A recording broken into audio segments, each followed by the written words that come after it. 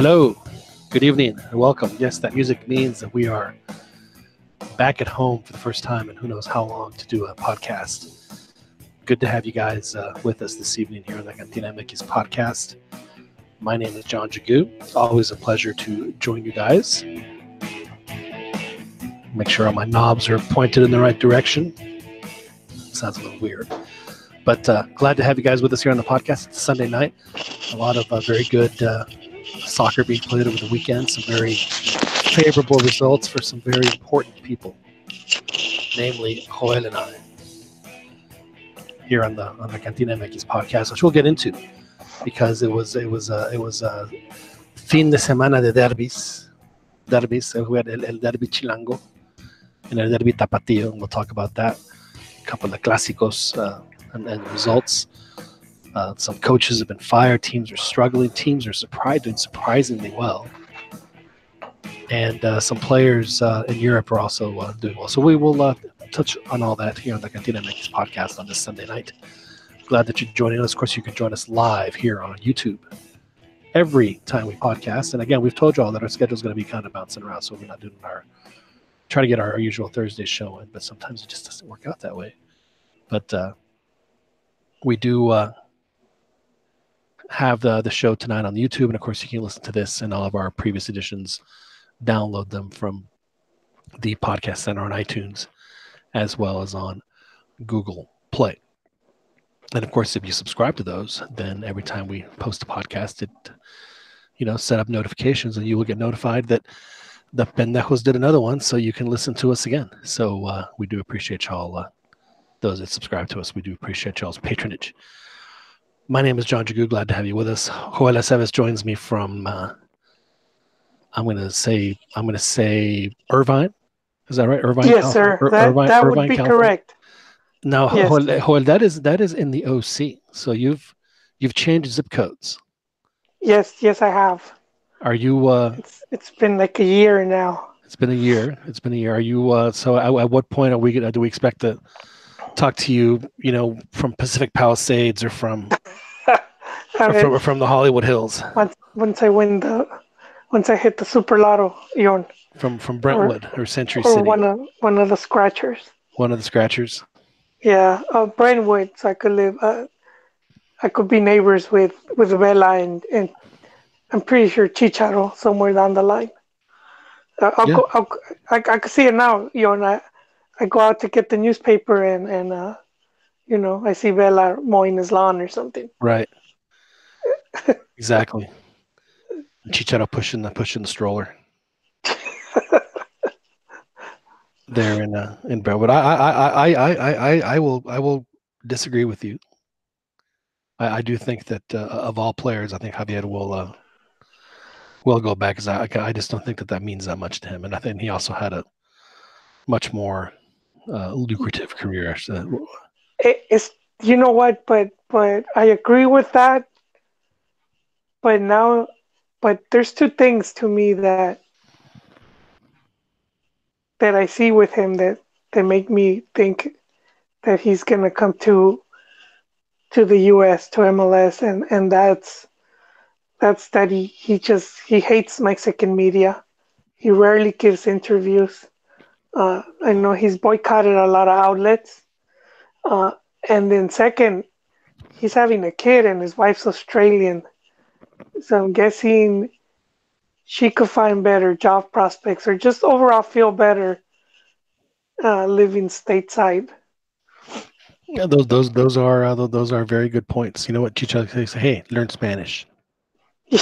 Yeah, is what he's going to do. No, it's true. You make some very strong. Your argument's very strong. There's no question. And Guadalajara is only 2 hour plane ride from LA. So it's not like he will be far from his family. 2 hours. That's nothing, man.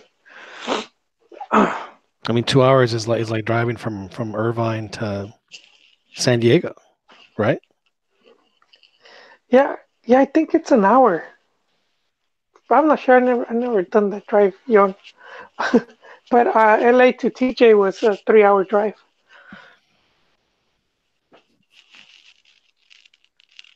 Interesting.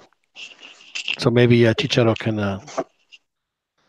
meet his family in TJ then, if he wanted Oh, to. yeah, well, yeah. 1 hour, like what, like 45 minutes or something on Do, a plane. do you think, Joel, that well, one, we know he listens to the podcast, so we don't have to ask that question. But two, do you think that the Javier's TV was turned on last night, or I guess early in the morning over in England? Do you think he was catching the Clásico Tapatio? Do you think he was watching a little of that? Could be, could be. I mean, I don't. Hard to say. I haven't heard him talk about Chivas like the way I know Marco Fabian did, and Marco Fabian sent a tweet to the Chivas new striker uh, Alexis Vega, and he said, how does it feel to score a hat trick? So, something along those lines.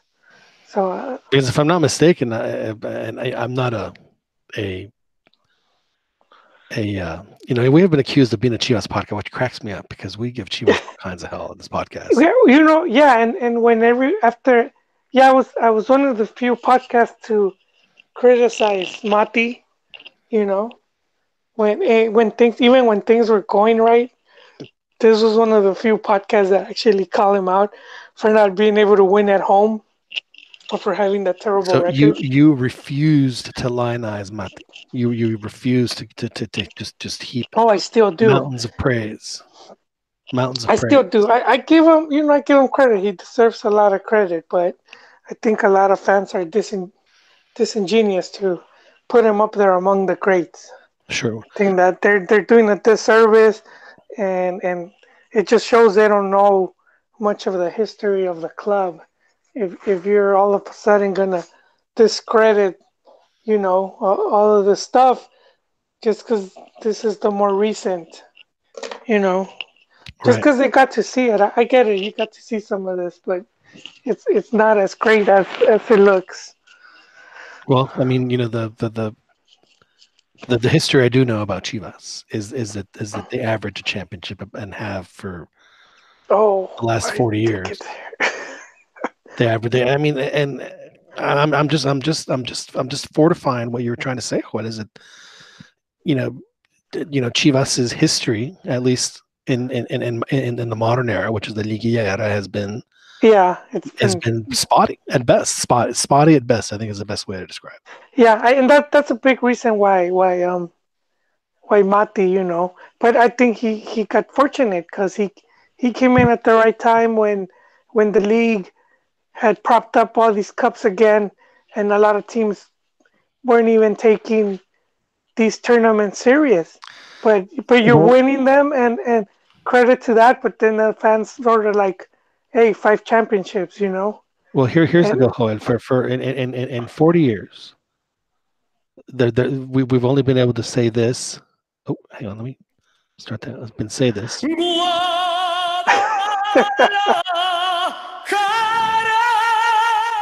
So we've done that 4 times, right? yes. The rest of the time for Chivas, it's been this. I know, I know, It's been I know. But they did came close to winning Libertadores, and I think they came close twice, so they that's did. that's pretty impressive. They did, Um, and what I was going to say earlier, Joel, about the history was we're talking about hat tricks. If I'm not saying again, I'm not a Chivas historian. I don't have the Chivas archives, but I believe the last Chivas player to score a hat trick in a game was Marco Fabian against Atlas. yeah, yeah. Man, Atlas is cursed. You said it at the start of the season, Yon. Atlas is gonna find a way to Atlas, Oh yeah, because they had such a great start, and they were doing really good, and this is gonna hurt them. They had lost to America, and now they're losing to Chivas, and it's not just losing, but the way they lost, and by 3-0, I think that's gonna affect them a bit. it's why when I was posting last night during the Clásico Tapatio because I got to watch it in its entirety, which has been a rare thing for me these during this portion of the calendar year. And I came away impressed. But the rhetorical question that I asked, and I say rhetorical because we all know what the answer is will Atlas be able to come back from this? And of course, the answer is no. I don't want to be a jerk about it, but that's just the reality. Is that it's. I mean, let me put it this way: if they somehow turn it around and make the league, like make the semifinals, I will. What was it that Jose Ramon said when he said una bofetada con guante blanco, across my face, was how Jose Ramon wanted to be punished for his lack of, I want to say confidence, but I guess lack of confidence in Mexico's ability to win the gold medal in London in 2012. But it was a hat trick, Joel, by Alexis Vega, a very well taken hat trick that does in Atlas. I mean, the first goal came like within the first 5 minutes on a terrible defensive mistake. It was just a typically, I mean, I can't describe it other than just a typical Atlas play. Just a devastating mistake that Alexis Vega does the smart thing, and he does not take the extra touches. He sees what he has in front of him, and he executes. And that's what he did. He just executed, and he scored. His second goal was actually, I was watching his second goal was very impressive. I was watching it this morning. So he collects the ball, 40 yards away from goal, high up the pitch, gets knocked down by the defender, and then the defender kind of leaves. He gets up and makes this fantastic sprint, and then Conabri finds him, and then once again one times it into the goal where the goalie isn't.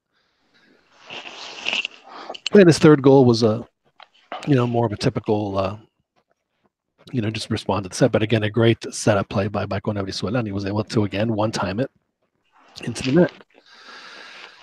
And Joel, it's I pointed this out last night, and I think you might agree. It's refreshing to see a Mexican striker just not use that extra touch that they don't need. It's been like the curse of the Mexican striker forever. It's just they make one touch too many. Like they're not judicious. Yeah, with the amount of touches. He definitely showed why Chivas paid so much to bring him in. He does have that that striker quality, and he had not scored in the previous 6 games. So the saying se destapó. He unleashed what he had, and there was beginning to be some criticism because Chivas sent out Macias, one of the youth from their youth squads, one of their promising youth. They sent him to León, and he's been killing right now. He's been killing. Yeah, he has like 4 goals right now. Yeah, he's been playing very well, and it makes me wonder. I mean, is that what we need to happen for these players to get it going? Is for Chivas to cut them loose? Because it happened with Víctor Guzmán, and he's been an animal. Yeah, a great player. Well, well, the thing with I'm gonna say it with the thing with Macias was man, there's some politics involved right there, where it's kind of shady what happened, but yeah, it seemed like that was the best option for him to leave in order to get the playing time, but he was already being pinpointed as one of the talents. But Chivas did, like, the difference with Víctor Guzmán. So Chivas not willing to sell him this time. Víctor Guzmán, what I think happened there was that Matias really wanted Pizarro, and Pachuca was like, we'll sell him to you for this much. They put a really high price tag, and Guzman became like moneda de cambio, 10 million. They sold Guzman to Pachuca for 10 million, and then put 7 more million for Pizarro, which they ended up selling anyways. I don't get it. Yeah, I wasn't that. Yeah, that's, I can tell. that's a lot of maneuvering there because I just it's you could just see how bad the club was being mismanaged. Like you're doing all these weird treques, and then at the end you end up with nothing. So hopefully, and I think a lot of the fans are up on this now, and a lot of them are very aware, because with Guzman was kind of a sleeper. People weren't expecting him to blow up the way he did, but people have been a lot of Chiva fans have been keeping track of Macia, so it's going to be a lot harder for the team to just sell him and not incur the wrath of the Chi hermanos. Well, it's not just.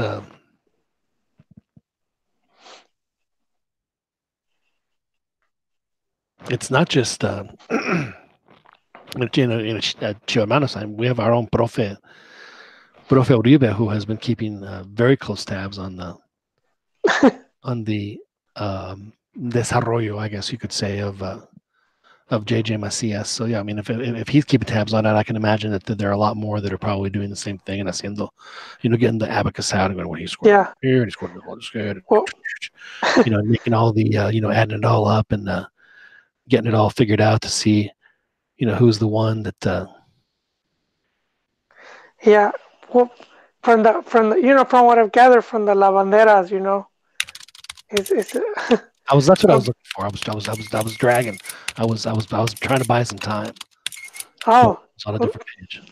no, yeah, that was one of the reasons for the loan is that Chivas is, you know, in order to sell some of these players that they haven't had a chance to get rid of, so they kind of had to promote him a bit before they could sell him from the club.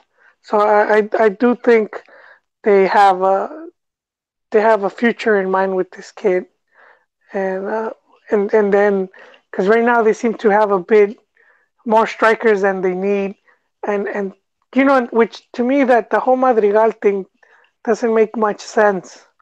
Like why they brought him in when and they sent to Monterrey the other guy who I'm already forgetting his name.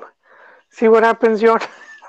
He was just coming out of his best season with Chivas, and they sent him away on loan. Deva Saldivar, Yes, yes, sir. who's now at He, Necaxa of all places. He missed a penalty. no, I, no, he I, I said don't know. Monterrey. No, no, no. Saldivar is at Necaxa right now. No, no, no. There's two. They sold one, and then they Oh, I don't sent know. one. I don't know what the other one is.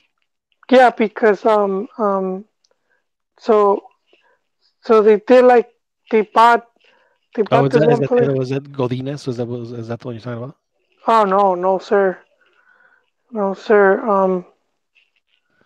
It's See when you want the facts and up to the minute roster information.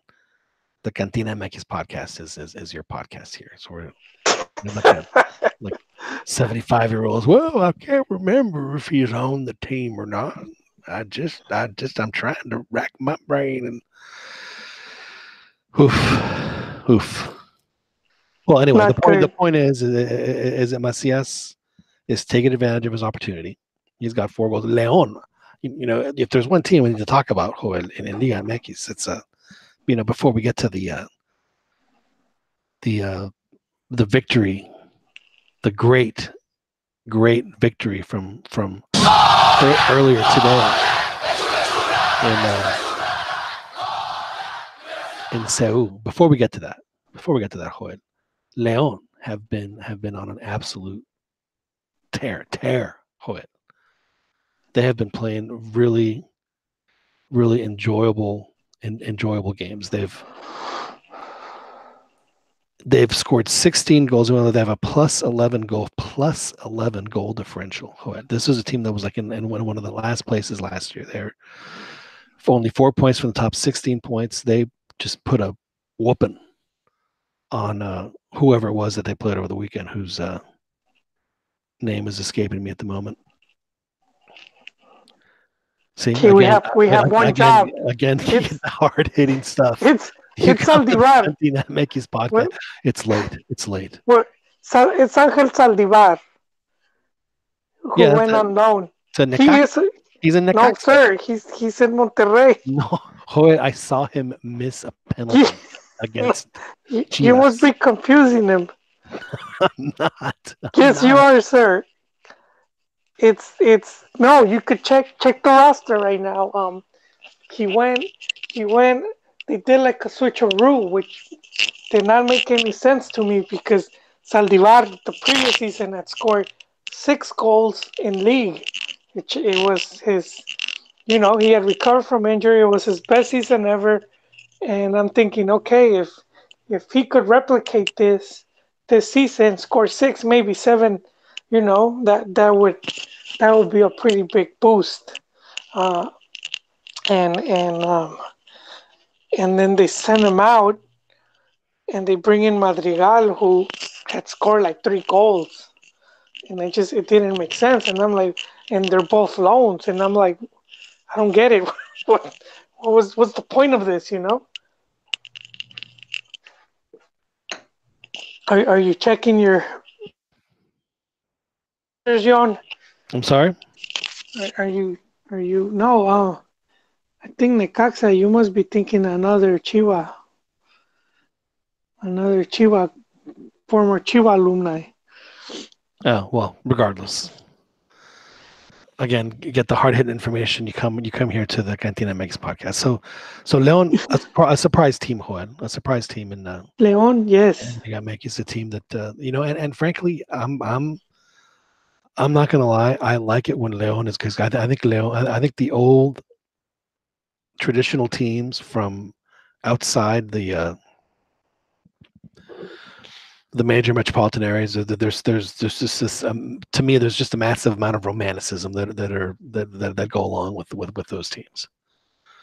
So I'm always happy to see a team like that do well in the league. Pachuca, I don't feel the same about, because they were not in the league when I was a kid. They were in the second division, so they never really. Pachuca, came until after I. So I don't necessarily feel the same, which is weird because I'm just describing out of it. But, okay. But here I have it, John. Ángel Sepúlveda is a Necaxa. Oh, did I get my Ángels confused? He was at Chivas last season, the 2018, but I was talking about Ángel Saldivar. They kind of look the same. Oh, okay. so I got my Ángels mixed up. There you go. Yeah, you got your Angels mixed up. I'm not a Chivas fan. I'm not a Chivas, yeah. Aside from trophies, trophies. Just think of how good Chivas is going to be, Joel, when La Chofis comes back and is 100% healthy. He can be on the left, Conejo on the right. With he will provide some extra spark. He should, hopefully. He could be the difference maker for Chivas in the upcoming Liguilla, and then on the Gold Cup, and then culminate his transfer to Liverpool or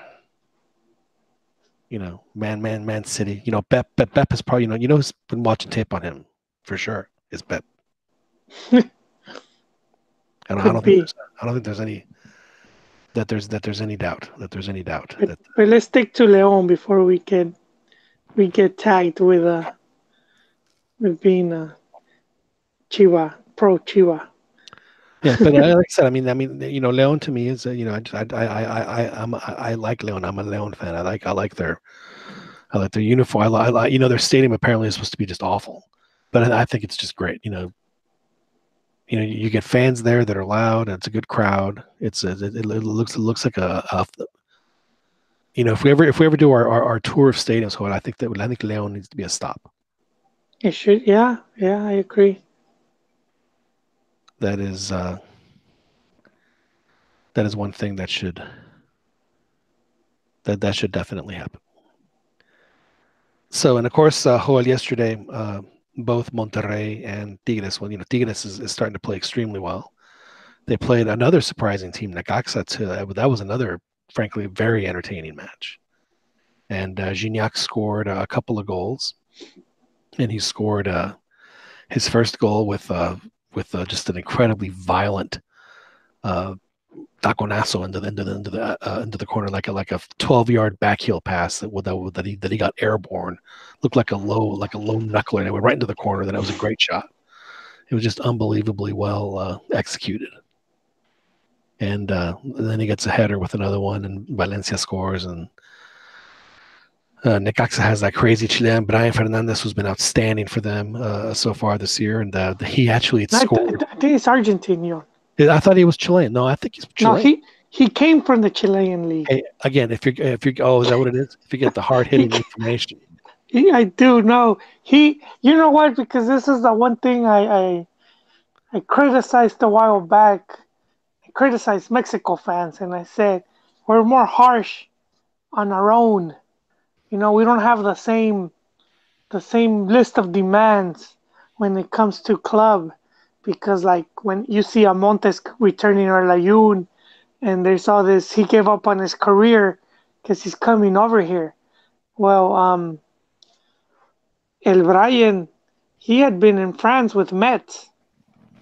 So I mean, he returned. He came.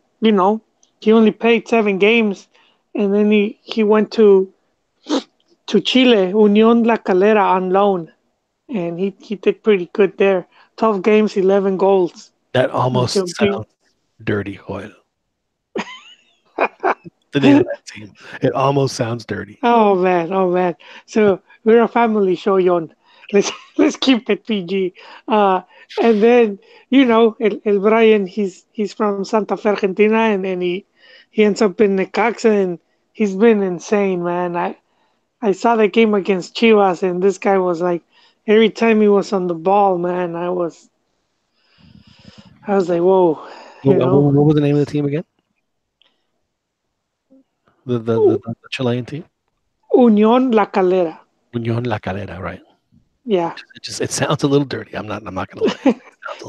He came. He it's crazy because he was from. I think the club that owned him was Racing Club, and he had been on loan for like the past 2 years. Chivas bought him. So there's and he's been really good for Necaxa. Oh, they have a pretty decent team. Necaxa. Yeah. Necaxa. We should talk more about Leon too, because it's really interesting. Their goal, like as you were saying earlier when we were, before the show, their goal differential is pretty insane. Yeah, it's I mean they've only allowed 5 goals in 7 games, which is anyone who's watched Leon for the past few years. I mean you have to be just shaking your head. You're like you're kidding, because they had after they got their championships they had some bad defense. It was definitely their problem. After Rafa left, I guess you could say that, but no, they're playing very well. Tigres is playing well. Monterrey, Tigres and Monterrey have Conca Champions duty coming up. So they're I know that. I mean, it's pretty obvious that Tigres is gunning for the Conca Champions. I almost feel like that they would rather miss out on the Apertura like they did, and get those extra, was it a month off or whatever it was, and get ready for this half of the tournament, and then also for Conca Champions. I think that they had dead legs last time they played Conca Champions, and they don't want that to happen again. Yeah. And what I find interesting of Leon is that they have Cota, so they already had Yarbrough. Oh, Yarbrough was terrible. Yarbrough, he announced his willingness to play for the U.S. and frankly, ever since he did that, his level went down the tube. Yeah, he'll give you one good and then one bad, huh? So I don't know if he's replaced him. I haven't seen Leon games. I must say. So I don't know, but Cota is a really good keeper, and that's they have, and then they picked up the Costa Rican guy. Yeah, Joel Campbell, who Yes, Ricardo La Volpe tweeted, "Hey, that guy, yeah, that guy's one." And frankly, this one we could say, okay, we'll give you that one. to give you that one. Yeah, we'll give him that Yeah, one. and in midfield they have Montes and Zambuesa, which are both very good talents. Zambuesa's right up there in age; he's 35. But when he's on it, he can make a difference. He's Yeah, one but I of mean, those players. a player like Sambuesa can play till he's, into his mid 30s at least, mid to late 30s, because of what he, especially in Liga MX, where the pace of play isn't Yeah, as crucial as it is in other leagues. And I mean, we've talked about Sancho. I mean, is there a better player that hides the ball better than Sambuesa? There just isn't. I mean, he will just every time he possesses the ball, it is so hard for defenders to even poke it away. They just can't. He's so good at defending the ball when he has it. It's unbelievable. It is just such a one of those talents that's not really appreciated in the sport, but it's just absolutely impressive what he's able to do. And a guy like that, on a team like this, I mean, it's yeah, they definitely have it going on. well, they put the hurt on Toluca 3-0, and Toluca has been close, so close yet so far of winning that league title. So I mean, Cristante might be on the ropes here, just because the team's not doing as good as Toluca would want. So I mean, there's been talk of Chepo returning, Chepo. and yes, sir, Chepo de la Torre. Hijo And de he's chingada, no mames, güey. yeah, a lot of people hate him. They still equate him with the national team, and it's not. It's if you want to see it that way. Um, but even if you do see it that way, he only lost a handful of games. you Right. know, uh, but like his record in league, his league record, just the amount of games, the times he'll get you in Liguilla and makes it to semifinals, and he has 3 league championships. So he's uh, number wise, he's one of the best Liga MX coaches right now. I mean, well, if he does coach, he'll be one of the best ones. And Querétaro is rumored to want him as well. Querétaro just sacked Rafa Puente, who we're a big proponent. We like to promote that guy, and well, he lost all 7 games this season. That's not the first time that's happened with him, Joel. He does with Lobos WAP. He had a strong first, Oh, he had a yeah, strong apertura, and then the clausura was just a it train. was well And for this is for the thing. they did sell his best players, and did not really That bring is that anyone. is no excuse. That is no No excuse. excuse. Yeah. Yeah, to do that bad, I agree. I agree. It still shouldn't be that bad. 7 straight losses. Um, so I don't know. Chepo is word on the street is that Chepo commands a hefty price. Uh, you have to pay the iron price to bring him, and so I'm guessing to me Toluca would be Sounds like the they had to pay better the gold fit. price. The gold price. Yeah. Yeah, to me Toluca would be the better fit, just because he's been there. He won 2 league championships with them, and he left on a good note with them. You know, Well, um, Toluca is a place that if you're any kind of, as long as you don't,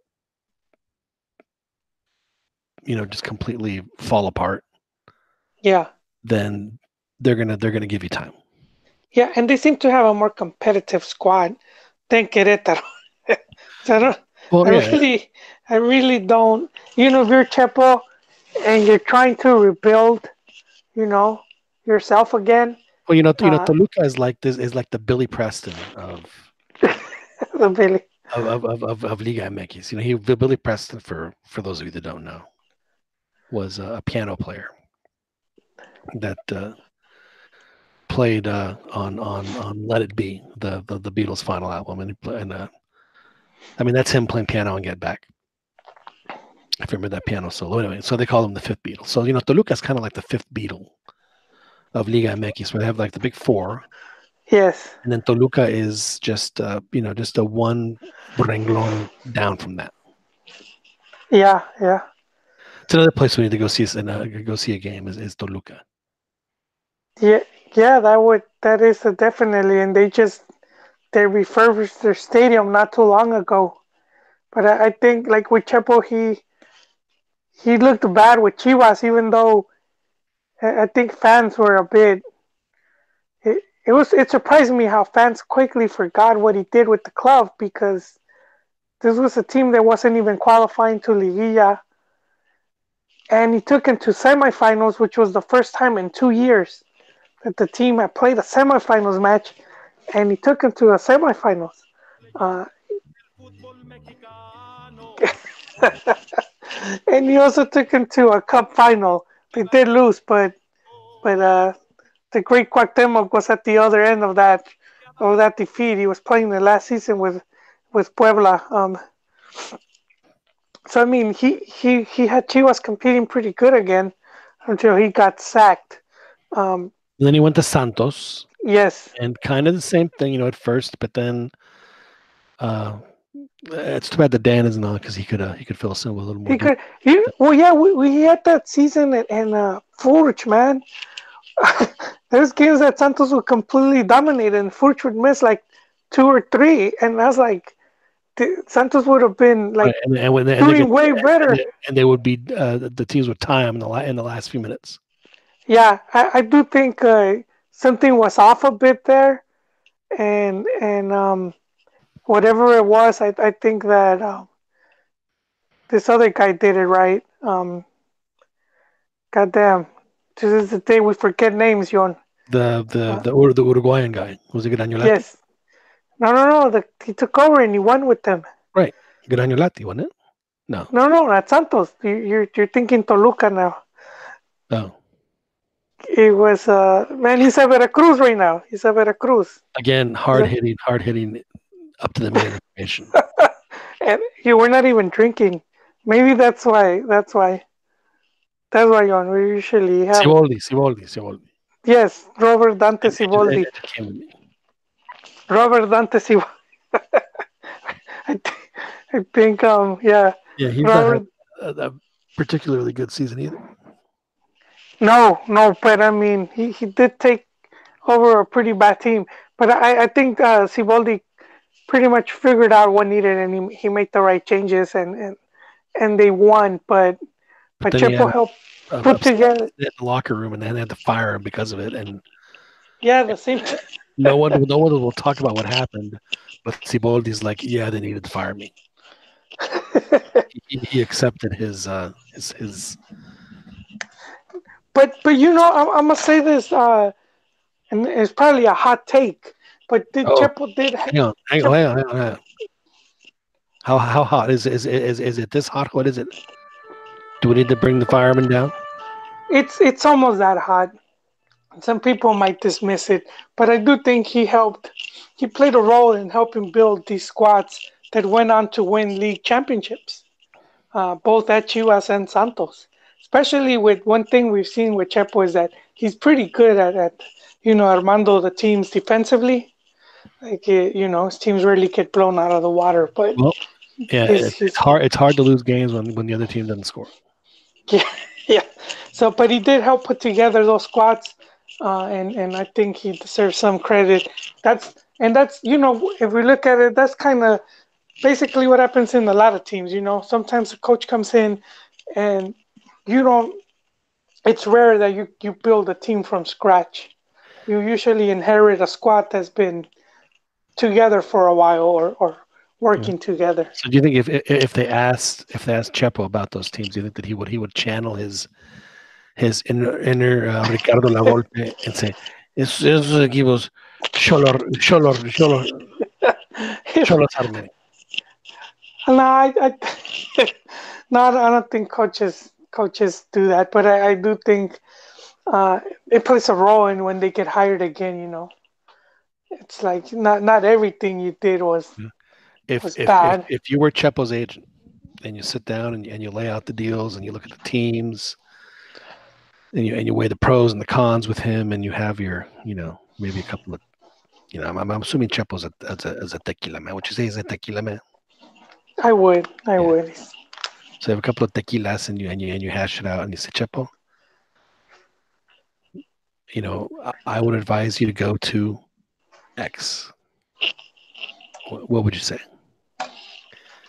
I would say Toluca. Toluca. Yes. More stability, more tradition, more of a comfort zone. He knows the area. He knows the team. He knows flaw. Just the whole. He knows the Toluca. He won a couple of championships at Toluca. Yes. Yes, he did, and he's worked with the directiva, or the owners. He knows them. Yeah. They know Even what even to. even though they fired. No, he didn't fire him No, because he he went went to from the Toluca to selección. the selección. So he was never Yeah. fired from Toluca. So he's still in their good graces. Yes. Yes. Exactly. I think Toluca could work, and he could. Again, it's not like they're a bad team, so he can certainly, turn No. it around pretty fairly quickly. Yeah. They. I mean, they've been pretty close. They reached the final, which they lost to Santos. And and then they were.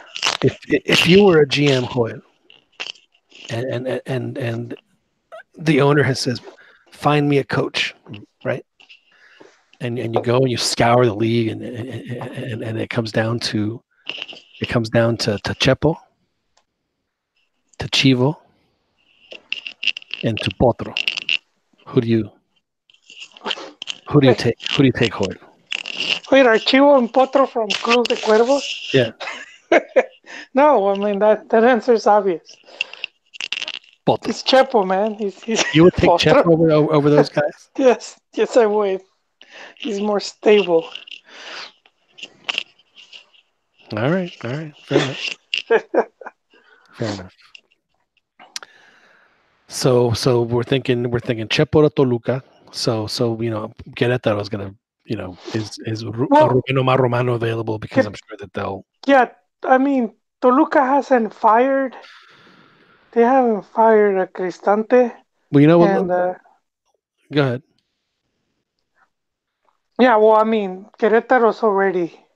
We could hear an announcement tomorrow.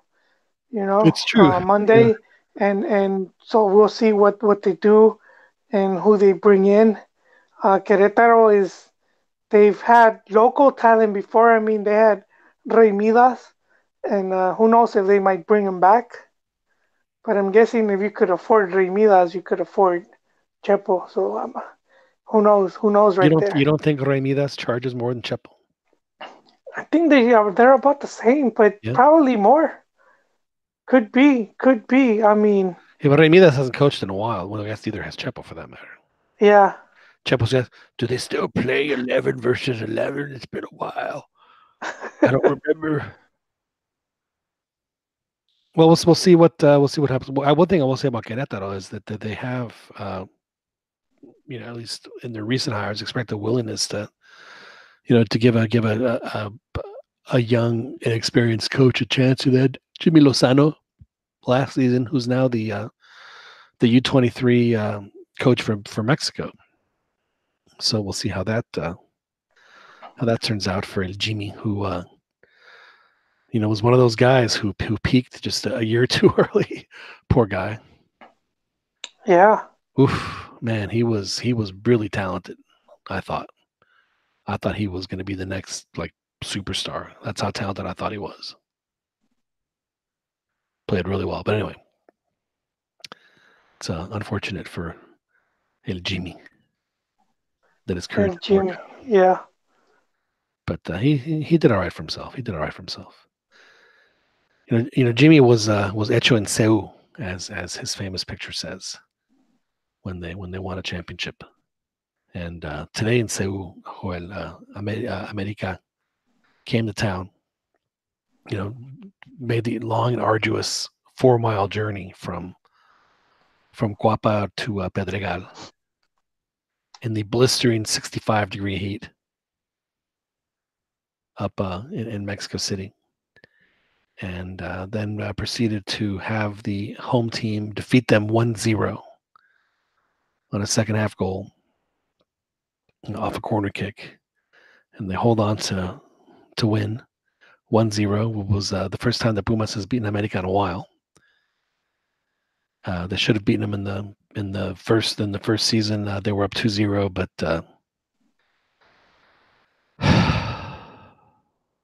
ended up tying 2-2 to a 9-man America. They tied 2-2. 9 men. Anyway, they win 1-0, Joel. So the Derbis over the past weekend have provided some very favorable results for a couple of podcast hosts, which I find very interesting.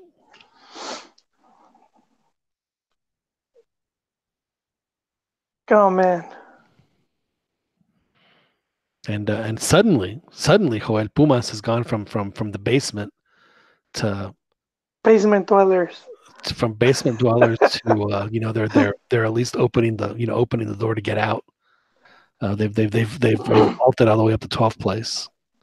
They're 1 point out of the playoff zone, and a +1 goal differential. well, we can't have it all. Well, it's these things take time. But you know who also has +1 goal differential is America, and then there's a whole lot of teams with minus 0, and then you have the top 5. So it's not that bad. I mean, I think it's a good starting point. You know, um, yeah, because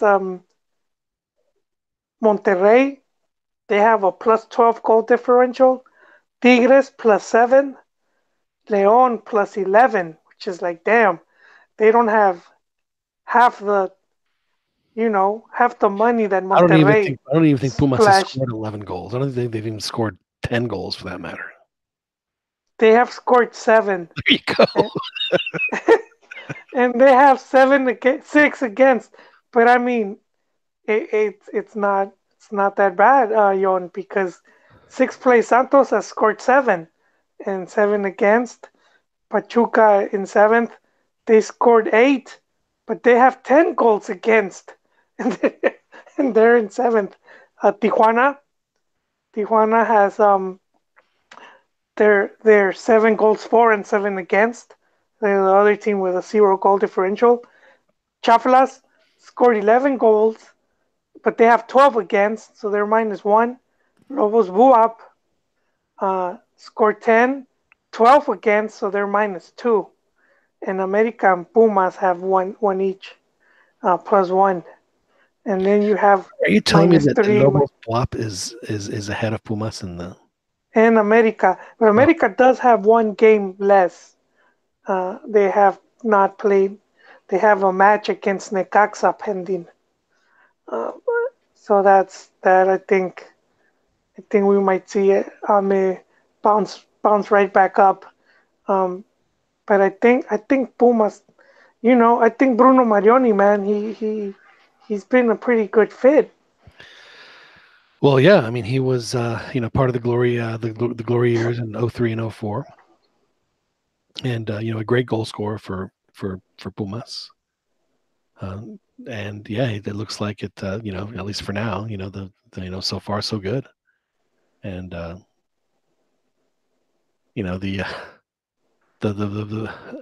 Pumas GM, I forget what the guy's name is. Again, it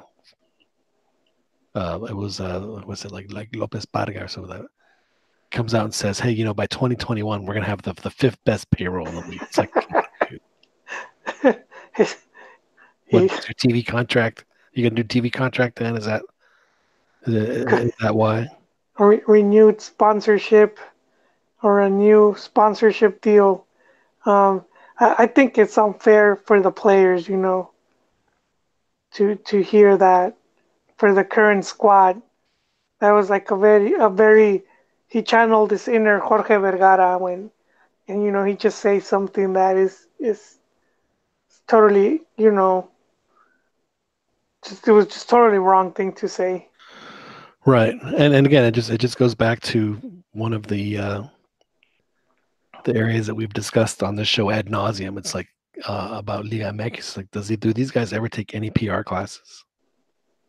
Because it's just one gigantic foot in their mouth after another. From one week, 2 weeks ago it was Caixinha saying, I don't follow the people that play the sport in the skirt. It's like, dude, what are you doing? What are you doing? It's yeah, it's just mind boggling. And Caixinha, unfortunately, you know, I'm surprised Peláez hasn't pulled the trigger on him yet. Yeah, he seems a bit. He hasn't seen. Peláez hasn't been in the forefront as much this season, and I'm wondering what's happening. I did some sleuthing, so I did find out that Caixinha had pretty much pushed to keep Cauterucho Quemado on the squad, Right. and that could have been a disagreement. And Carterucho has been a total bust this season, Again, and had a and chance it's to a tie the game against Santos, and you know, yeah. And that's the thing that surprised me because when we were doing the pod and we were talking about refuerzos, and I'm thinking, yeah, they're gonna get rid of Carterucho because he's just not he's not delivering, and bring in some other striker, and I was expecting someone more like perhaps like the you know the Perucho that was at Morelia. Like right. that would have been a perfect fit, Well, and they it did seems bring something in, like very Pelaez thing to do. right, but yeah, but that guy had already gone to Seattle. Seattle, I know, but I'm thinking something along the lines. But Oh, you say you should have done that at the first of the season altogether. yeah, Yeah, no, you're right. Well, I mean, he did bring in the guy from Atlas though. yeah, So I and mean, he he's also been having a they'll, pretty they'll I mean, again, they'll be fine. Cruz Azul will be fine. They'll get it turned around. If they don't get it turned around, though, then I think that Caixinha will not. I mean, they have eight again. I mean, Cruz Azul is 2 points away from the Liga zone. So let's pump the brakes on their. You know, there's like still to there's still 10 match days to go. That's 30 points. I, Cruz Azul can get 20 out of that I relatively easy. had Go ahead. I had my picture here, and it disappeared. Okay, aquí está. Cruz Azul is in 14th place right now. Yeah. They have 8 points. Yeah, So but they it's went only they went two. they went Only three in a two. row. They went three in a row, which we know happens in Liga MX all the time. They win three in a row. They go from 14th place to sixth. Yeah, but they're but you know what? Cruz Azul is not the thing with Cruz Azul is this is a team that is not just looking to qualify to the league. They're looking to win it, because that's their goal. That's their main thing, and they seem to have gone in reverse from last season, reaching the final, to now that they're just struggling to score, and they did bring in some pretty good players. They put in more money, um, you know, and they have right now they've only scored 5 goals in 7 games. I mean, Monterrey has scored 20. León 16 goals, man. León has scored 16 goals. Uh, and Necaxa 14. You're Cruz Azul. You should at least be just as good as those two teams. I'm You afraid I know, just flew myself. Yes. so I mean I do think they can make liguilla, but with these low numbers, the prospects of making a Well, run for let's talk about though, because the Cruz yeah Azul is what's happening. Cruz Azul is happening to America.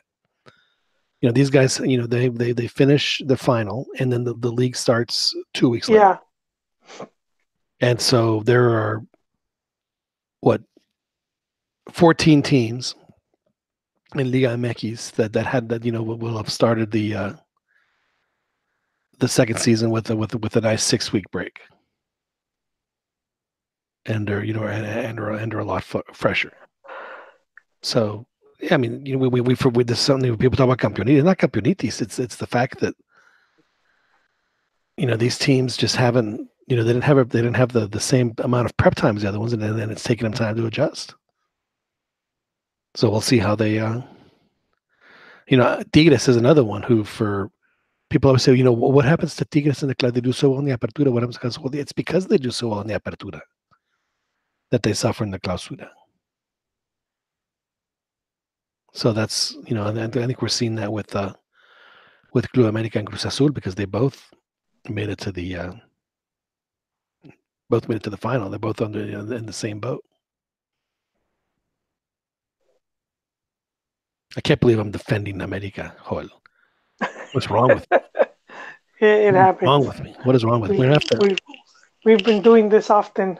We have to go to one of our reporters, see what she has to say about that. Que chingue a su madre el America. There you go. There you have it, Joel. There you have it. Oh man, no, I think they brought in some players, and I do think I see a better upside for them than Cruz Azul. I think once both their Nicos, uh, get in rhythm, Amos should start firing on all cylinders. Yeah, well, I mean, it's certainly possible, and I do think that. Like I said, I think Cruz Azul will turn it around, and ultimately they will sneak in, and then then they can play spoilers instead of being the ones that end up inevitably getting spoiled. But that's true. But back to Pumas, Joel. Back to Pumas. We have Marioni, who's come in, taking over for Patiño, and in 2 weeks has gotten the 2 wins that they've had over the season. Beat their biggest rival that they have outside of Tigres, who I think is their other big rival. So and did it at home. They have León next week. Or does Pumas have a chance against La Fiera next week? And it's going to be at León Stadium, correct? I think so. Although I think this is one of those quirky ones where I can't remember if it's going to be a home or not. Let me check before I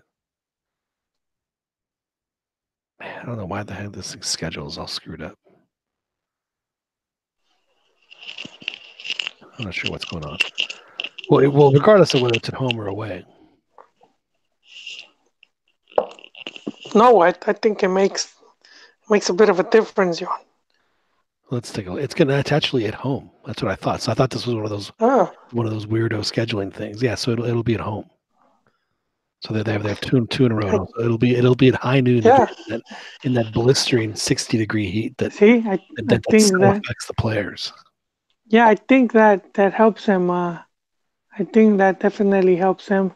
But León has they've been pretty good on the road as well. They did beat America 3-0. Are you trying to scare me? No, I'm just trying to prepare. I'm preparing you guys. Are you going to make me play it? I was going to avoid playing it today, but I think that comment. Oh, that's the wrong one. That comment merits at least one of these. Here we go.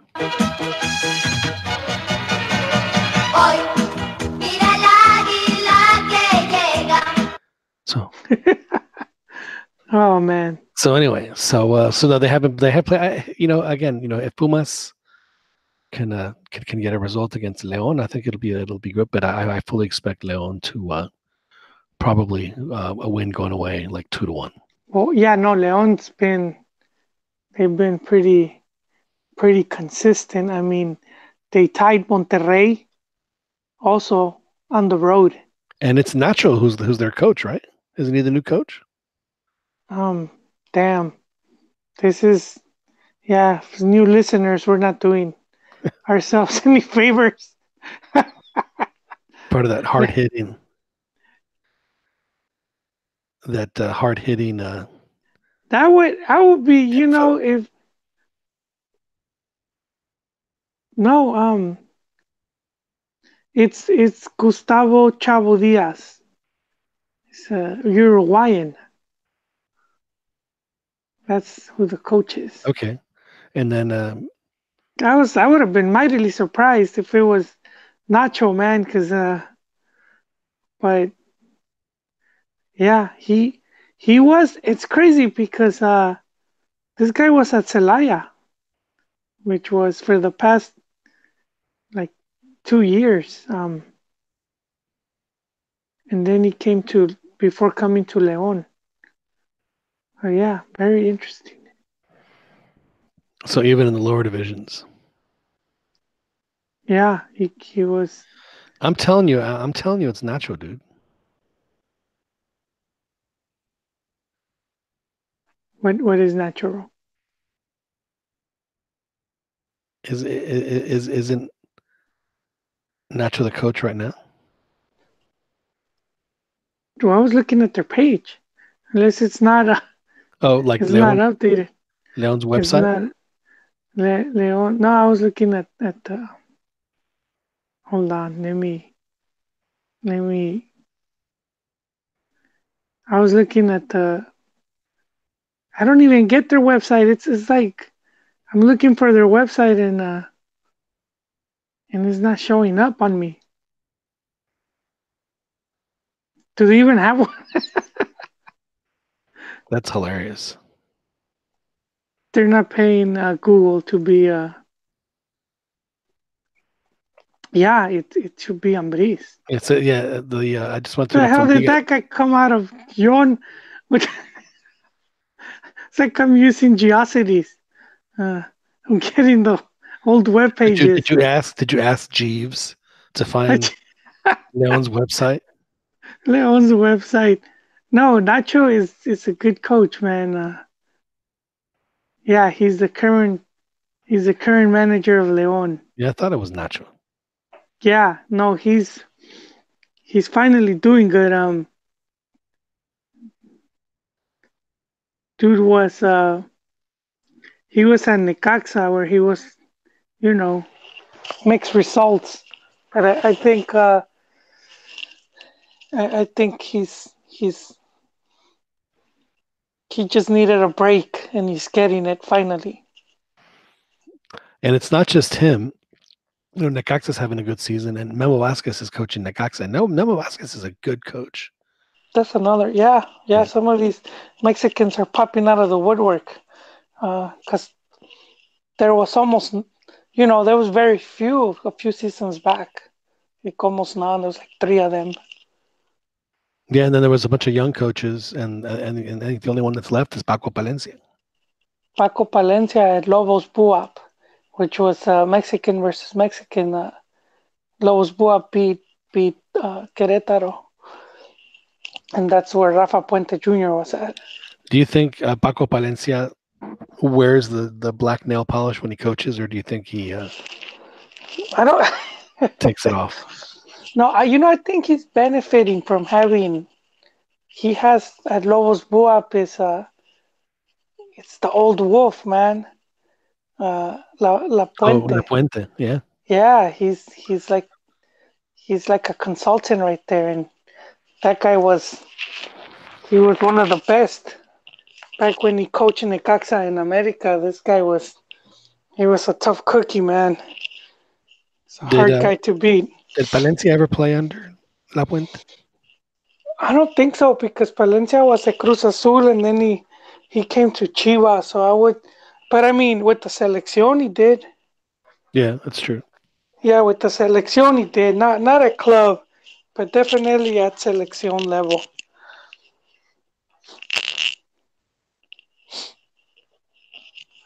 So he's having a good season there. But yeah, so there was Chiquis Garcia who was the coach, and Jimmy Lozano and Rafa Puente, and all those guys all just like summarily one after the other. And the question that we brought up back then when that was happening was, would this be happening if these guys were from somewhere else? Because the Yeah, foreign coaches seem to get a lot more. They seem to get they're probably also a little bit more expensive too, so I'm sure that has something to do with it. But they do seem to get a little bit more. they get more of a cushion, huh? Exactly, they get more rope. So, well, we should probably, a good spot for us. Oh, by the way, thanks to Ricardo Torres, it was Arias de Praga, Joel, who was the Pumas GM, who was making his brilliant financial decisions public. Yeah, by the 2020, we'll have the 5th best payroll in the league. Great. That's awesome. Anyway, so yes, there's that. But we should finish the show, Joel, with a little talk about players across the pond. Our boy Diego Lainez scored his first goal.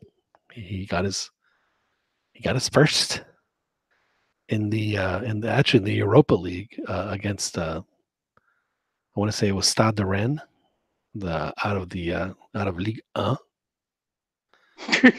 And that's a nice goal. It was a nice goal. Yeah, he hit a nice one-time seeing eye goal that kind of bounced its way through the defense and missed some legs and ended up going into the back of the net, which was terrific. And played a really good game. And you would have thought, Joel, that we were witnessing the second coming of Lionel Messi and Pelé and Ferenc Puskás and Johan Cruyff, Kevin Keegan, Zico, all these players just rolled into one with the way that some folks were reacting about. It's like, it's just a goal. Let's calm down. It was a good goal. Oh yeah, it was. It was a bit embarrassing. But let's not forget though that the same folks that are doing this, when Lainez has a couple of bad games, are going to say that he is an inflado, petardo, diva, no sirve para nada. No, if you hear the guy's comments, he's well grounded. Oh, I understand that. I'm just saying, when. Oh yeah. The Mexican fan is quite fickle when it comes to that. Oh, they can be, and then you could see like I think his family is with him, right? Well, his dad for sure. I don't know if the whole gang came, but yeah, I'm sure that. Yeah, he seems to be very close to his mom. But that, it might sound dumb, but like it's important for a lot of players because if you're not protected, it's easy to get caught up, and you're the star of the moment, or you're having your 15 minutes, and you could get dragged into all this stuff, extra cancha, that's gonna end up hurting you, like we saw with Gio when he's at Tottenham and he's at that Christmas party, and those pictures come up and he's being dragged into a limo and he's all shit faced, Even Maradona, he talked about how he wasn't ready for all that, like that fame and lifestyle, because he came from very, very humble beginnings. Right. And he says how he's being taken to all these parties and he's coke and all that, and man, what how could he survive? Honestly, all those, I mean, parties and all the cocaine and all the girls. I'm sure he was just Well, I do think some players could handle that, but I think that there's some that just can't, and they get swept away, and then it's like it's harder for them to recover. I mean, really, let's give it up to Diego for having such a. It was so hard for him when he first started out. Very, very, very, very sad. No, I see what you're pointing. And Chicharito did the same thing. He brought his family over, and Chicharito's a little older, but I think though, obviously the message it sends is that I'm not here to party. I'm here to learn, and I'm here to play, and I'm here to make sure that that that's the reason I'm here, having his family. And again, we have to remember he's also 18, so it's not like he's ready to. You have to. Yeah, he hasn't ventured out on his own before. It's Yeah. so. No, but what happens when you're in those teams and you're like the star of the moment. Everybody wants to be your best friend. You know, you're getting all these offers and all the it could be overwhelming.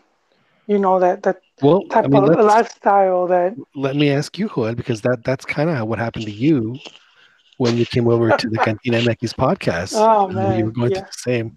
You were the circles that you were running in. When that happened, it's one of the probably the reasons why all the Liga MX guys or I'm sorry, all the national team guys are wanting to play in LA because I'm man, you go party with Joel. Yeah, no, it's Yeah. así pasa, Yon. So, Go to your Tio's place. go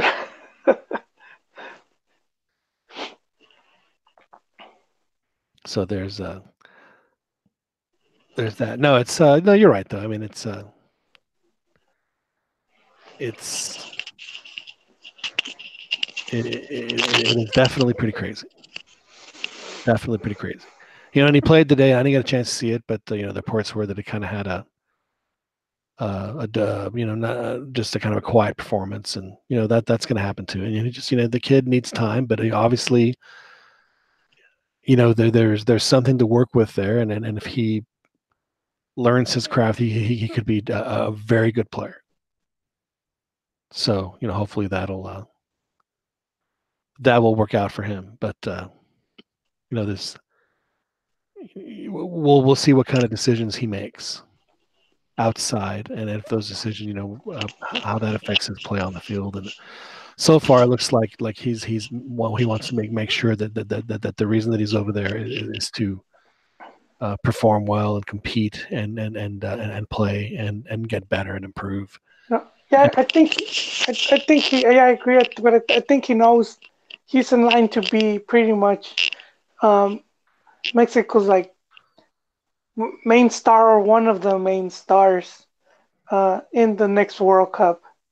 It'll probably be right now. It'll probably be between him and Chucky. I don't think so, Joel. I think it's going to be between him and Chofis. You t- him and Trophies, huh? Who knows if Trophies It's going to be Chofi. It's going to it's going to be the Lainez Jimenez Chofis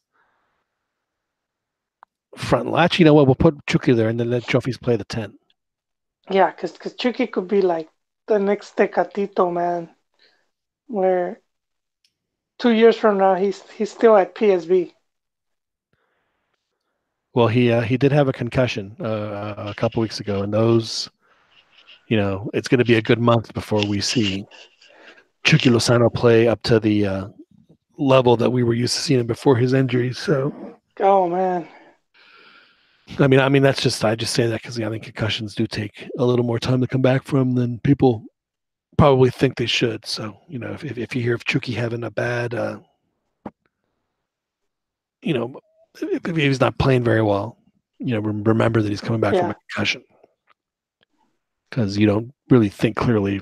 If you've ever had a concussion, you don't really start thinking clearly for about another. It takes about a month. I think he could miss 4 or 5 games with PSV and they'll be fine. Oh yeah. I'm not. Yeah, He they shouldn't have to worry about that. Yeah, he should come to Max just for some fiestas or whatever Well, to he's gone. nurse his concussion. Yeah, well, apparently he can come party with you there, and you and Carlitos and Yona. Jonah. Yona. There is the game in San Diego coming up, Yon. That's true. The Mexican game, and I'm disappointed, Yon. I'm disappointed. Who's because disappointed? I am because Mexico was gonna play Paraguay. I don't know who they're playing first, Chile or Paraguay. Chile. I think it's Chile first. but the Paraguay game was going to be against JCO, and I wanted that. I needed that closure, and Which way it's did you want it to go? I just wanted to see Mexico win, man. I wanted to see Mexico win, and JCO with his red and blue pants, just jotting down stuff while he's like kneeling in the ground. Uh, but I'm not gonna get to see it, man. He quit. What would have He happened? What would have happened to Mexico and the Mexican press and everything else if Juan Carlos Osorio Paraguay wins that game? and he wins it by like 4-0. Right. I would have been an epic meltdown. Seriously, I mean that almost sounds like, yeah. Imagine the craziness that would have ensued after. Well, really, you know what? It wouldn't have to even take 4-0. A 1-0 game would have been enough Yeah, for that meltdown. yeah, but he he quit, man. There was a section of the Paraguayan the FA that just didn't like him and didn't want him there. So he ended up he quit He said he quit straight. for personal reasons. Yeah, but I think that's what it was. I think he saw it coming and he's like, Hadn't even I coached don't the need game this yet. shit. I don't. He hadn't. This is gonna be his first game, right? Or second, maybe. But wait, didn't he just coach one? I think he coached one. Could have been one game. I didn't think he had, but I could be wrong. Yeah. We need our drinks, Yon. That's like Jose Well, hey, look, Alfredo. it's one thing to not know the Leon goal. It's another thing to know the Paraguay friendly schedule. I think you can cut a little slack. No, say we both need it, man. Yeah. We've been forgetting names and mixing up players. But Jose Alfredo Jimenez used to say, "Most people drink to forget. I drink to remember," and Right. that's pretty much right here at the cantina. Isn't that part of the When charm of the show? we take a few beers and we remember stuff and yeah. Isn't that the charm of the show that we can talk about soccer without having to watch the game? That and hey, but we were still pretty spot on, even though we still called like finalists and stuff like that. So yeah, so cheers. Well, it's Cheers not to like I'm not entirely paying attention. I mean, I do pay attention. Yeah, that's also I true. just don't have time to meticulously watch the 90 minutes over and over and over again of a. And if you watch the league long enough, you pretty much know. You pretty much know what direction it's gonna go. Right, which is why I asked after the Clásico Tapatío, when I asked the rhetorical question, will Atlas be able to recover from this? No, poor Chaflas, man. Which, of course, the answer is no. I saw this funny picture. It said the 10-year challenge, and it showed an empty trophy cabinet for Atlas. Then they showed the current one, and it's still empty. Oh man, that's so funny. That is brilliant. Ay. Yeah, poor Atlas. But I do think let's see how I do want Rafa Marquez to do good. Because he has like a GM role. And I think Pavel Pardo is also helping. So he is now a caballero in the Pacto de Caballeros, and he's also the head of the Players Syndicate. Which we haven't heard about anymore. Yeah. It sort of went away. It got swept under the carpet. But I want to see what he's capable of doing. He talked about instilling some of that Barca mentality into Atlas. But I think for Atlas, what they have to do is same like Pumas, go back to what worked with them was working with youth and bringing out some of their, homegrown talent. Yeah, they both. You're absolutely right. They both absolutely. Yeah, they strayed from that, and it's hurt them.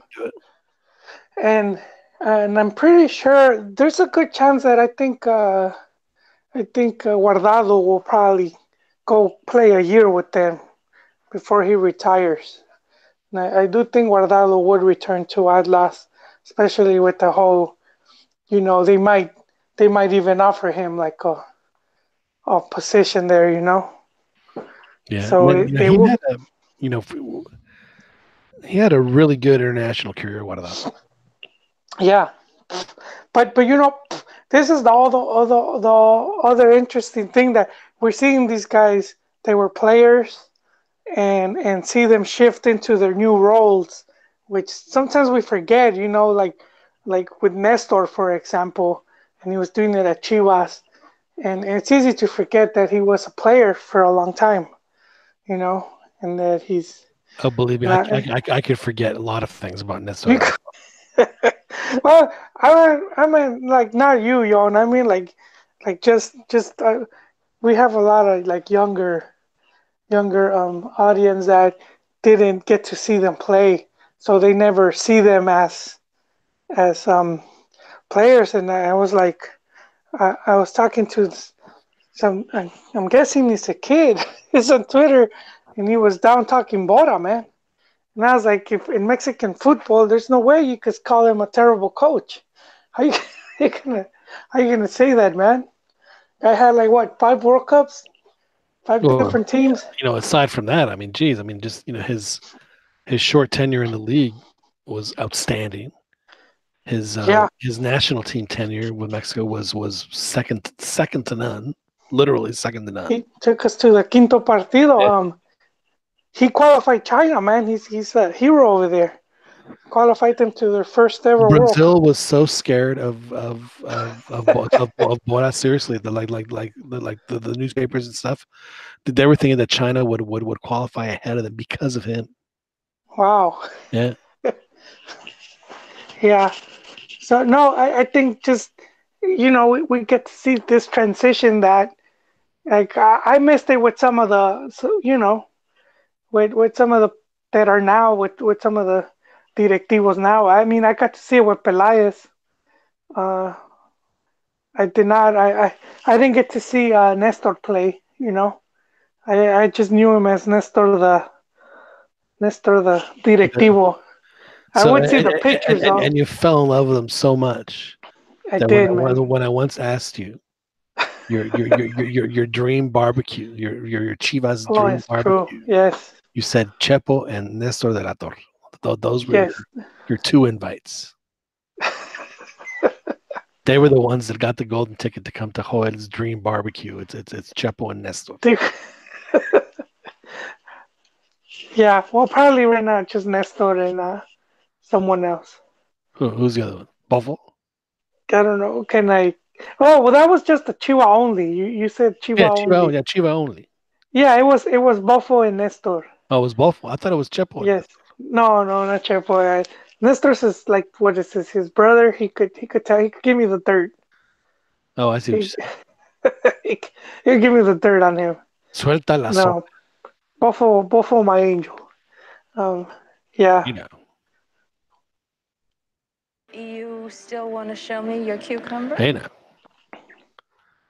I'd forgotten about that we had that drop, and I wanted what was the name of that town from in Chile that Fernandez played for, or that club? What was it? What Union club? that Fernandez that Brian Fernandez played for. Necaxa? No, Union. Oh, Racing. No, it Oh, was the Chilean club. yeah.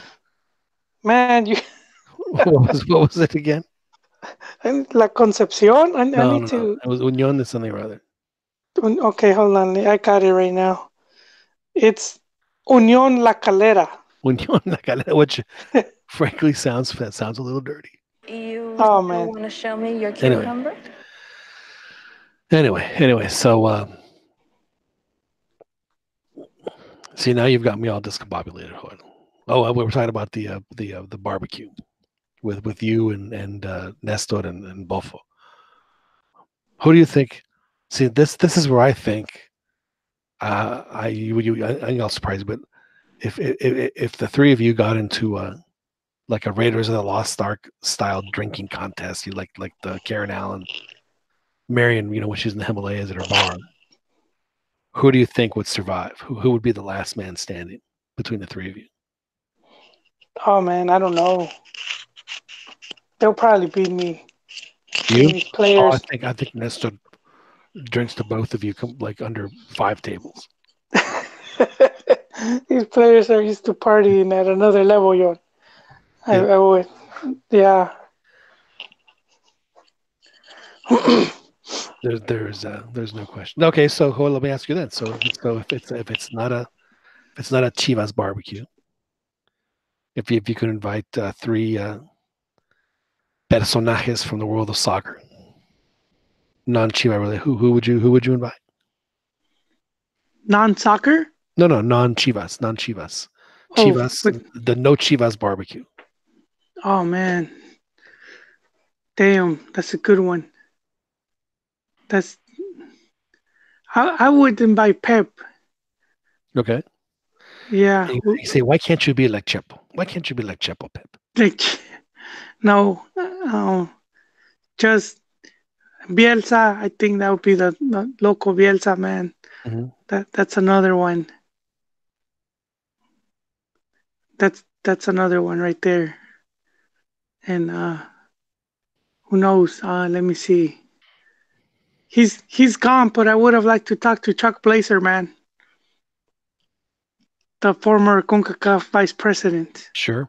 That guy went from being a substitute teacher coaching like a AYSO team in Florida to being a vice president of FIFA.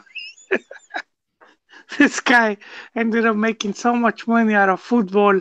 He rented a penthouse in Manhattan Cats. for his cats. he's he's man. I imagine the guy that gets paid for that just to go clean up and just put them some food. He's probably giving them some good amount of shekels for that. But that's that's insane. What he managed to do, and Chuck. Some people don't realize he saved MLS. Yeah, he They did. were about to go down, and he orchestrated for the World Cup TV rights for them to be packaged with MLS TV rights, and that helped the league stay afloat. But that to me was like a very interesting personality of Chuck Blazer. There's an article around. Forgot the name of it. We shared it a long time ago. It's all on Chuck. It was the 10%. What was it called? Mr. 10% or something like that. Right. Yeah, because he would get of any match played, any amistoso, he would always get a cut. No, And he got whatever contract he negotiated. he He got 10%. He was, yeah, but I mean, I think also with amistosos, this guy, but it's just insane. Well, that And was the then contract he negotiated. So yeah. and then he ended up being the FIFA gate, the catalyst, right? He got caught his taxes, I think, here, and he threw everyone under the bus. so now we have a 48 team World Cup. He exactly. And that has to do with Chuck. If you're thinking about why 48 teams, well, FIFA needs to make money, where before they were making money, and a good way to do that is inviting more people, because that's more tickets, that's more TV contracts, more everything. Well, I mean, that's what it does. Is that now you get countries that have pretty gigantic populations that are going to probably play in the World Cup. Yeah, At like least, India, bring China back into the fray. right. Yeah. So to me, Chuck. So I would have Pep Guardiola, Bielsa, and a Ouija board To talk to Chuck. to channel the ghost of Chuck. You know, get some cats there. So Maybe. what would you serve at yours? Now, would you do like traditional American barbecue, or would you have an asado, or you'd have your An asado. It had to be an asado. Yeah, I would. I would go for the asado, man. what does one serve at It's just asado service? they do like steak, morcilla, which is blood sausage. Right. That's my favorite, man. But I mean, if you get the Argentine asado, like you gaucho style, you eat off of the grill, man, with the long fork and the knife, cutting the meat. Got to do it once, Yon. It was a highlight, definitely highlight. Oh yeah. Yes, sir.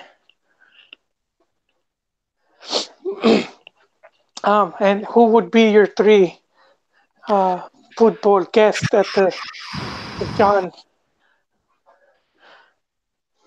Well, the one would have to be. Kolache party? Well, if this guy was going to make it, I'd have to offer a lot more than just kolaches, and that would be George. Kolaches and fondue party.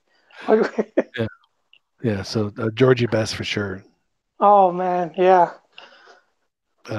He would be one that I would. I would want to. I'd love to talk to Ugo. I'd love to talk to Ugo for an evening. I just think that he, just with what he went through in both places, and then the fact that he's no one can even touch him. I mean, I know Rafa had a good career and it was up as far as Mexico's greatest player. Then he still doesn't even. He comes nowhere near Ugo. I mean, he is so far above everyone else as far as the greatest player that's ever come out of Mexico that it's not even funny.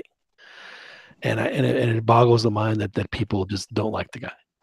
But I know he's not the nicest guy in the world, but it's like, Yeah, he's far from the least likable. yeah, He incurs too much wrath than should be deserved. yeah. Well, you know what? He's earned the right to have the opinion that he has more than anybody else, in my opinion. So, I mean, I would, and then I guess my third one would be, so I have Ugo and I have George Best.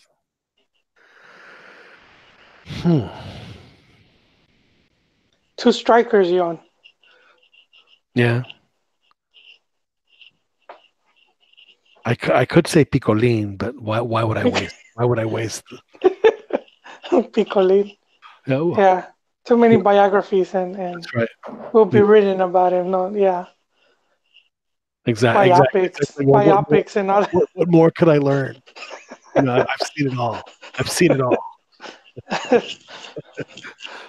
What else could it be? Boy, that's a.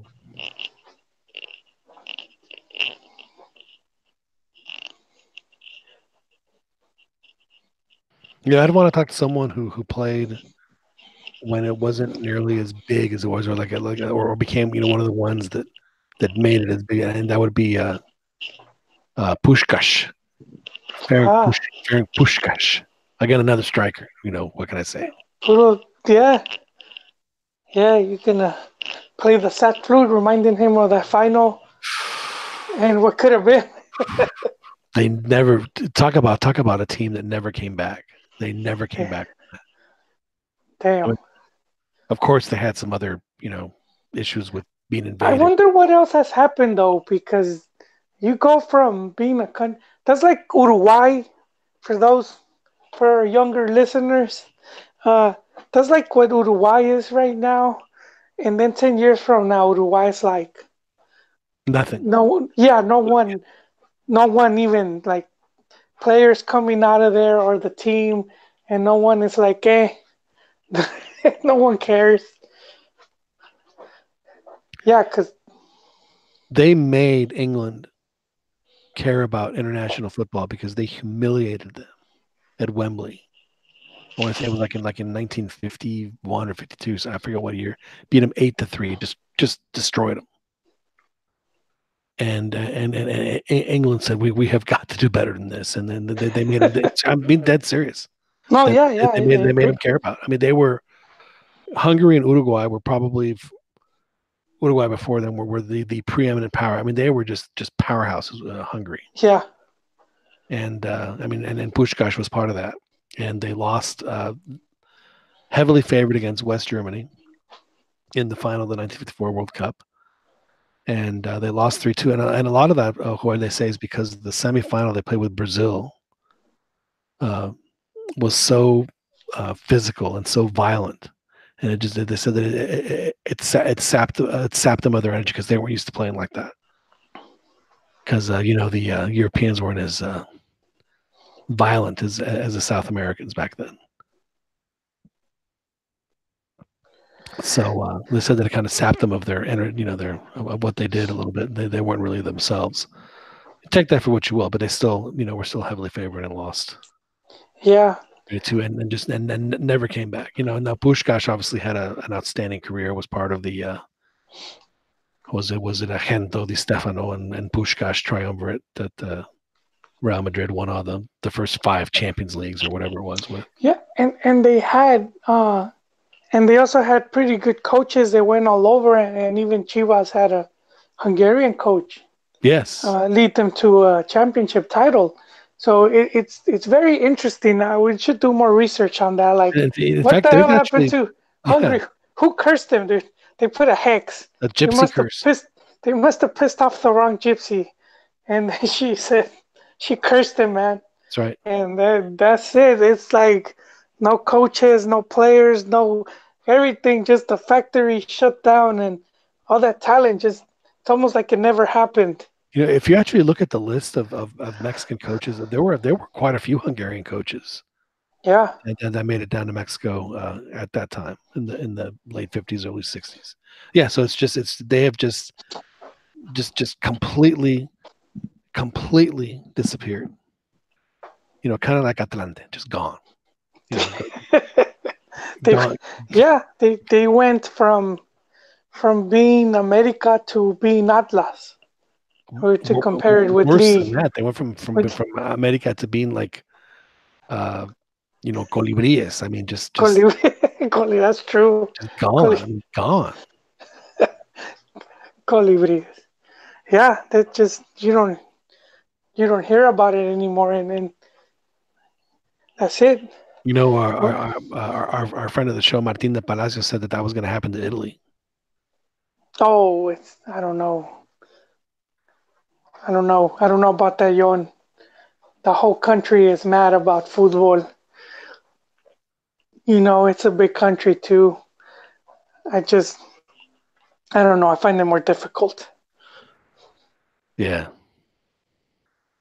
I don't think it would happen. And of course, he says that, and then they make the final of the Eurocopa 2012. Yeah. In fact, that reminded him of that. I said, hey, remember when you said that they were going to... And he was like, I think about it every day. Bueno, John, I have to. Hasta aquí llegó. Se me acabó la cora. Yeah, your time's up. Yeah, like 25 cents. You've run out of quarters. I ran out of quarters. Well, I think we had Joel I have to admit, it was just so nice to be home. Here. It is. And I do have to say, there was one that I wanted to play for you that I didn't get to play, but I think we should play it for you and all the Chivas fans. Primero que nada, hay que felicitar a Chivas porque ganaron bien. La neta, hay que dejarnos de tonterías. So, yeah, there you go. I'm so happy. This is one that you were talking about the signing that